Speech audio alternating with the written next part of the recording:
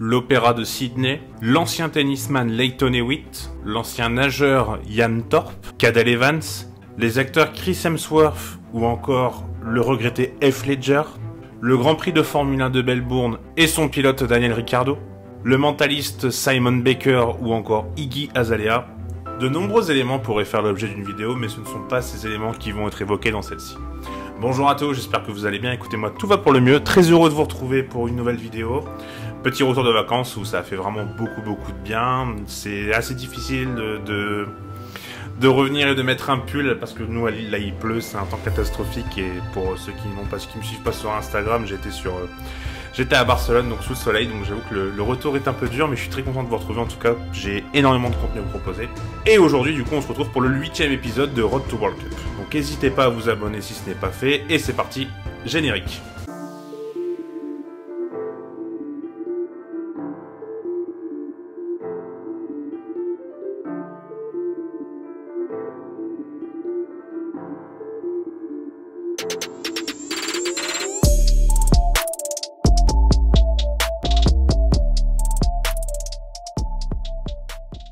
Vous commencez à connaître le concept et donc on va commencer par l'histoire de l'Australie en Coupe du Monde. Alors l'Australie va participer du coup à sa 6e Coupe du Monde, et la première participation de la Coupe du Monde pour l'Australie était en 1974, et après ils ont participé à toutes les Coupes du Monde à partir de 2006. L'explication est assez simple, dirons-nous. En 2006, l'Australie avait sûrement la meilleure équipe, avec notamment un grand Tim Cahill, où on peut penser également à Mark Viduka, pour ceux qui connaissent, qui sont les plus anciens. Et en fait, à partir de 2006, l'Australie a quitté la zone Océanie pour les qualifications en Coupe du Monde. Ils ont rejoint la zone Asie. En fait, en Océanie, c'est difficile de se qualifier. Donc, le premier de la zone de mémoire joue un barrage contre le 3e ou 4e de l'Amérique du Nord. Il semble que c'était ça cette année, la Nouvelle-Zélande qui a joué le Costa Rica de mémoire. Et du coup, l'Australie, effectivement, jouait toujours des barrages et c'était pas forcément évident de se qualifier. Même si c'est vrai que pour cette Coupe du Monde, ils ont participé également à pas mal de matchs pour se qualifier, également à pas mal de barrages. Mais du coup, être en zone d'Asie, effectivement, c'est plus facile pour se qualifier à la Coupe du Monde. Et au niveau des résultats, ils ont passé qu'une seule fois les poules, c'était justement en 2006, où ils étaient dans une poule où ils ont fini deuxième, donc c'était une poule où il y avait le Brésil, le Japon et la Croatie. Ils avaient réussi à faire un 3-1 notamment contre le Japon alors qu'ils perdaient 1-0 à la 84e minute, mais justement Tim Cahill a marqué 2 buts très importants, donc il y a eu une victoire 3-1, ils ont réussi à faire également un match contre la Croatie, donc ils ont fini deuxième avec 4 points derrière le Brésil qui avait gagné les 3 matchs, donc qui était qu'à 9 points. Et en 8e de finale, ils avaient affronté l'Italie qui sera la future vainqueur de cette Coupe du Monde, et du coup ils ont fait une défaite 1-0. Donc une fois qu'on a vu cette histoire, on va passer du coup à la forme, et la forme actuelle de l'Australie, c'est plutôt moyen. Pour la deuxième fois de suite, donc comme en 2018, ils ont dû aller jusqu'au bout du barrage pour se qualifier au mondial, et un dénouement qui a été plus que compliqué, car ils ont battu le Pérou du coup en barrage au tir au but, notamment avec l'entrée du gardien qui a fait des danses assez folkloriques dirons-nous, et qui a gêné le Pérou et qui a déconcentré le Pérou. Mais voilà, ça a été vraiment très compliqué pour l'Australie de participer à la Coupe du Monde, mais ils sont bien présents et bravo à eux. Pourtant, la campagne de qualif avait plutôt bien démarré, hein. Ils restaient sur 10 victoires de suite, mais ça s'est vachement compliqué par la suite. C'est vraiment une équipe qui est pas vraiment brillante, et c'est une équipe surtout qui a beaucoup de mal à se renouveler depuis le départ de joueurs comme Tim Cahill, comme je disais, ou comme d'autres joueurs qui sont très importants de la sélection australienne. C'est vrai que c'est difficile pour l'Australie d'arriver à se renouveler et de réussir à avoir un souffle nouveau dans cette équipe. Après, il ne faut pas oublier que le football n'est pas le sport le plus populaire dans ce pays. On peut penser notamment au football australien qui a une sorte de sport assez particulier, dirons-nous. Et oui, également le rugby, forcément, avec les Wallabies qui ont gagné notamment la Coupe du Monde à plusieurs reprises. Et même s'il y a des jeunes qui pourraient potentiellement avoir du temps de jeu parce qu'ils ont un peu de talent, on leur laisse pas forcément le temps de jeu escompté, et quand on leur laisse, ils font pas forcément leurs preuves, et il y en a certains même qui se blessent, donc vraiment c'est assez compliqué pour l'Australie d'avoir une base solide et de pouvoir capituler sur les forces qui ont été mises en place lors des qualifications, car pour le coup, l'effectif pour l'instant n'est toujours pas bien en place et on ne sent pas de grosses forces dans cette équipe. En fait, il faudrait vraiment qu'un nouveau changement soit initié de la part du sélectionneur, donc qui est Arnold actuellement. Donc Graham Arnold qui a essayé un peu, ou peut-être pas justement d'initier le changement, et c'est peut-être ça le problème de cette sélection australienne, comme je l'ai indiqué, c'est que voilà, ça se renouvelle pas. En plus, on est sur un foot qui est vraiment pas très spectaculaire. On a des attaquants qui peinent beaucoup à marquer, on le verra dans la revue d'effectifs, mais on n'a pas de grand goléador en numéro 9. L'idée vraiment qui surgit un peu de la tactique de Graham Arnold, c'est surtout de bien défendre, d'être compact et pas forcément de proposer quelque chose voilà, de récréatif, dirons-nous, pour les supporters, pour les amoureux du football. Et c'est vrai que voir un match de l'Australie, c'est pas forcément quelque chose de voilà qu'on prend beaucoup de plaisir. Même si, bon voilà, l'Australie, on sait, sans rentrer dans le cliché, que c'est une équipe qui a beaucoup de hargne et qui a beaucoup de, voilà, on parle beaucoup de grinta dans le sud américain, même si j'aime pas forcément ce cliché. Et c'est vrai qu'on peut le ressentir notamment quand on voit l'Uruguay ou d'autres clubs, d'autres sélections, pardon. Mais en Australie, c'est vrai qu'également, on se rappelle notamment du match contre la France en 2018. On avait eu vraiment une équipe d'Australie, voilà, se surmener, essayer d'être conquérant, essayer d'être fort. Et c'est vrai que c'est un peu dans la nature des Australiens. Et c'est peut-être sur ça qu'on peut compter pour la Coupe du Monde. Et au pays, en plus, le sélectionneur du coup est un peu décrié. Vu qu'il n'y a pas forcément de bons résultats et que le jeu est pas spectaculaire, forcément les Australiens ont un peu réclamé sa tête et on pense que s'ils avaient perdu contre le Pérou, je pense que Graham Arnold ne serait plus en poste.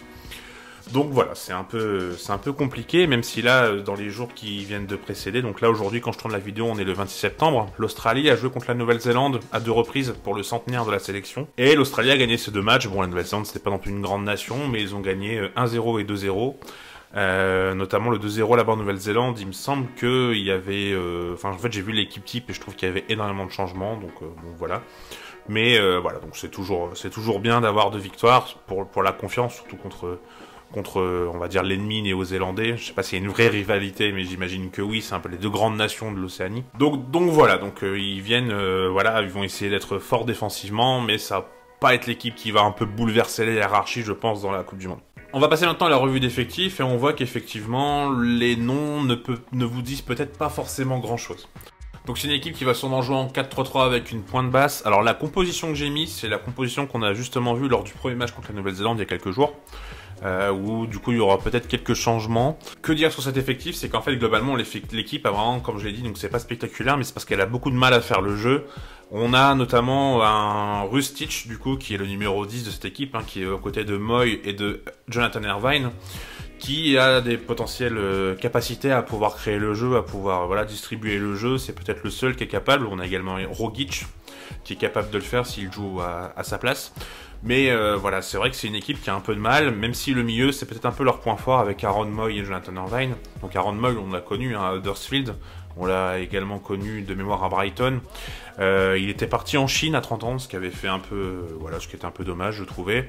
Là il est revenu au Celtic Glasgow, donc il va rejouer à un niveau on va dire élevé sans critiquer le championnat chinois, mais voilà, il va être à un niveau un peu plus élevé. En plus, il retrouve l'ancien sélectionneur qui est de l'Australie, qui est maintenant l'entraîneur du Celtic Glasgow. Donc voilà, ça va peut-être le remettre en confiance. C'est un joueur Aaron Moy, c'est un joueur qui est plutôt polyvalent, qui est capable de défendre, qui est capable de faire des passes, de marquer. Enfin, c'est un joueur qui est plutôt bon. Et pour moi, c'est un peu l'atout majeur, dirons-nous, avec ce milieu à 3. Mais c'est surtout Aaron Moy qui est vraiment voilà, d'une polyvalence et une capacité à pouvoir être important dans cette sélection.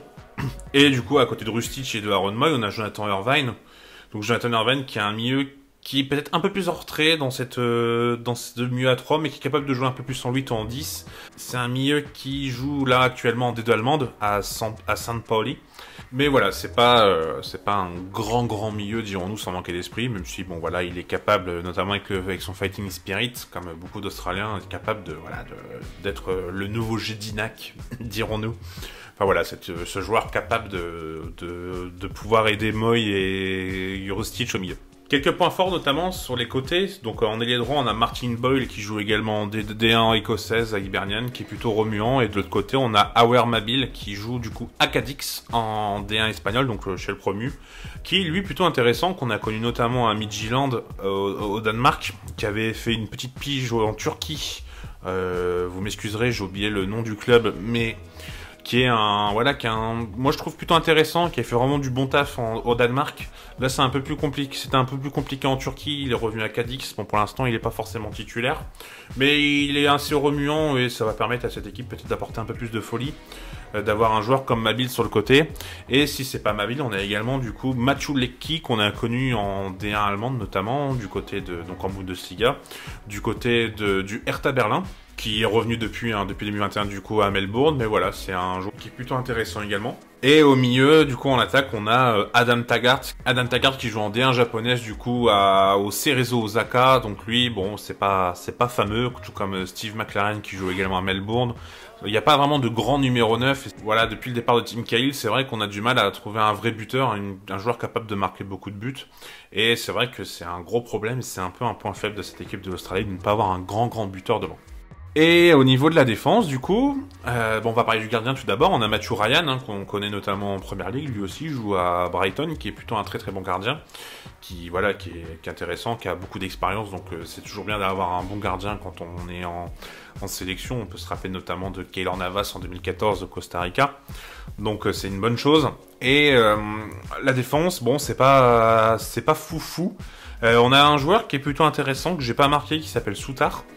Malheureusement, donc il joue à Stoke City en D2 allemand, en D2 anglaise pardon, mais il a une rupture des ligaments croisés, donc je ne sais pas s'il sera revenu à temps pour la Coupe du Monde, mais c'est une perte quasiment majeure car en fait c'est un défenseur de 23 ans qui a 10 sélections, qui a marqué 6 buts, notamment 5 sur coup de pied arrêté, donc vraiment ça aurait pu être une force en fait de pouvoir avoir un joueur qui marque dans les coups de pied arrêtés. On sait qu'il n'y a que 3 matchs en poule et avoir un joueur capable de marquer juste un but, peut-être ça peut faire la différence. Ça peut permettre à l'équipe de pouvoir être bonne, de pouvoir avoir un point d'avance, un but d'avance et peut-être de faire une surprise et de gagner un 0, car comme je l'ai dit, c'est vrai que je viens de dire que la défense n'était pas folle, mais c'est sur le papier, elle arrive quand même à être solide, même si c'est vrai que l'adversité de l'équipe d'Australie sur les dernières années, c'était pas forcément des équipes de grand standing, dirons-nous, sans manquer de respect. Mais donc voilà, donc cette défense. Donc à droite on a Karacic qui joue en série B à Breccia, qui est né à Zagreb. On pourrait également avoir notamment Ryan Grant à sa place, qui est arrière droit, qui joue à Sydney, mais j'ai préféré mettre Karacic car c'est lui qui a été utilisé contre la Nouvelle-Zélande, mais ça se trouve ce sera Grant. En défenseur gauche, normalement ce sera Aziz Behish qui lui joue également en D1 écossaise, il joue du côté de Dundee qui a 53 sélections, donc lui c'est un peu une valeur sûre on va dire de cette équipe australienne. Et dans l'axe, en fait, c'est un peu compliqué de dire. Donc, comme je vous l'ai dit, normalement, il y avait Soutar, mais visiblement, il va peut-être pas être là. Donc, vraiment, c'est encore en interrogation. Donc, j'ai mis, en fait, comme je l'ai dit, hein, la défense qu'on a vue en Nouvelle-Zélande. Donc, on a vu... donc, on a Milos Derenek qui joue en MLS, qui a double nationalité serbe, qui a 28 ans, qui est plutôt solide, un défenseur correct. Et à côté, on a Trent Sainsbury, qui joue au Qatar depuis peu, à Al Wakrah, qui lui a 30 ans, et on pourrait avoir notamment à sa place Bailey Wright, donc lui qui joue en D d'anglaise à Sunderland. Donc voilà, c'est pas des noms qu'on connaît, c'est pas des noms que je connais en tout cas, pour être tout à fait transparent avec vous. Mais de ce qu'on m'a dit, c'était plutôt solide, mais encore une fois, à voir contre quels adversaires ils ont joué. Donc voilà, c'est pas une équipe qui forcément a des grosses forces. Donc pour moi, les atouts majeurs, c'est quand même le milieu de terrain, les ailes où ça peut être parfois remuant. Et cette défense qui est plutôt solide, mais surtout la tactique qui permet à ce que ce soit assez solide, notamment avec les milieux qui jouent plutôt bas, à voir ce que ça va donner contre des sélections comme les Danemark, comme la France. Après, quelque chose que j'ai pas évoqué effectivement dans la forme, c'est que l'Australie a été beaucoup impactée par le Covid. Alors pas en nombre de cas, mais en fait il y a beaucoup de joueurs qui n'ont pas pu revenir en sélection. Là, l'Australie a vraiment fermé beaucoup les frontières, ça a été très difficile pour les internationaux de pouvoir revenir par moment en sélection. Donc c'est vrai que c'est pas évident, notamment par rapport aux formes, aux faiblesses et même à la forme, de se dire si l'Australie a vraiment le niveau ou si c'était c'était juste dû aux absents et dû au Covid. Donc voilà, ce sera à voir dans cette poule qu'on va voir tout de suite. Donc la poule de l'Australie, c'est la poule avec du coup l'équipe de France, le Danemark. Donc là, moi je tourne la vidéo, c'est le lendemain du Danemark-France où le Danemark a gagné 2-0. Et la Tunisie, donc pour l'Australie, ça va être vraiment très dur de se qualifier. Je pense qu'on l'a vu hier, hein, l'équipe du Danemark, ça va être une équipe qui va être très solide, hein, qui va être forte, qui va être vraiment dure à bouger. Et la France, je pense que n'aura pas forcément de soucis contre l'Australie, même si on sait que la France n'aime pas forcément jouer contre des blocs bas. Peut-être que ça va pas être un score, on va dire, éclatant pour l'équipe de France, mais je pense que la France est quand même capable de battre l'Australie. Et la Tunisie, pour l'instant, je n'ai pas encore bossé sur le sujet, mais de ce que j'ai pu voir et apercevoir, le effectif est possède quand même peut-être un peu plus de talent que ce qu'on a pu voir dans la revue d'effectifs, justement. Et voilà, l'Australie, pour moi, ça va être très dur de gagner un match déjà, tout bonnement, en fait, en poule. Donc voilà, je suis très pessimiste sur les chances de l'Australie de pouvoir se qualifier en huitième de finale. Et peut-être que ce serait un mal pour un bien, peut-être que du coup ça laisserait la place à un autre sélectionneur peut-être un peu plus ambitieux, peut-être plus propice à changer la hiérarchie et être capable d'apporter des nouveaux joueurs, donc voilà. Et pour la dernière rubrique du coup, qui est la rubrique joueur à suivre. Alors rubrique joueur à suivre, c'est pas forcément le joueur le plus important et le plus intéressant. Mais dans la joueur à suivre, en fait, moi, c'est des joueurs que j'aime bien et que je connais un petit peu. Mais c'est vrai qu'en Australie, pour être tout à fait honnête, j'en connaissais pas énormément. Mais j'ai envie de vous parler d'un joueur que j'ai entreaperçu à Cadiz, qui a fait quelques rentrées notamment, et que j'ai surtout connu au Danemark, c'est Awer Mabil. Alors Awer Mabil, il joue à Cadix depuis cette année, donc c'est un joueur qui a 26 ans, qui est un ailier gaucher, mais qui a une patte droite plutôt pas mauvaise, qui a brillé du coup au Danemark en Superliga, donc à Midtjylland il y a plusieurs saisons. Il avait fait des saisons plutôt bonnes, avec notamment au niveau statistique où il avait marqué, il avait également fait pas mal de passes décisives. C'est un joueur qui est plutôt explosif, qui est capable de faire des différences, qui est capable de partir sur son aile, qui est capable de servir ses partenaires et également devant le but. Je trouve qu'il est plutôt adroit d'un point de vue finition, même si cette année en Liga pour l'instant on l'a pas encore beaucoup vu jouer chez le Pro Cadix. Mais c'est un joueur moi que je trouve intéressant. C'est un joueur comme je l'ai expliqué du coup dans la revue d'équipe où c'est vrai que les ailiers sont un peu remuants et ça va être un peu la petite force, on va dire, offensive de l'équipe d'Australie. Donc c'est vraiment, voilà, c'est vraiment un joueur moi que je vais suivre. J'espère qu'il aura du temps de jeu. Voilà, c'est un joueur qui est vraiment très intéressant, qui est un peu remuant, et c'est peut-être lui qui pourra donner le peu de frisson qu'on aura, je pense, avec cette sélection australienne. J'espère que cette vidéo vous aura plu. Écoutez, je remercie Jérémy Docteur, qui est journaliste chez France Football, qui m'a pas mal aidé parce qu'honnêtement l'Australie c'est pas un pays que je suis énormément, donc je me suis beaucoup renseigné pour faire cette vidéo, mais il a pu bien m'aiguiller, donc un grand merci à lui. En tout cas, si la vidéo vous a plu, n'hésitez pas à vous abonner. Dites-moi vous si vous voyez l'Australie être capable de battre la France par exemple ou le Danemark. Qu'est-ce que vous pensez de l'Australie? Le prochain épisode de Road to World Cup sera le 9, du coup il sortira en fin de semaine, ce sera sur l'Angleterre.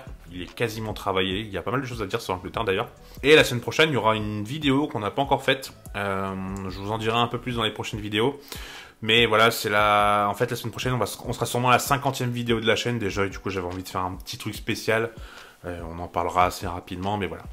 En tout cas, moi je vous dis à bientôt, prenez soin de vous. Tchuss!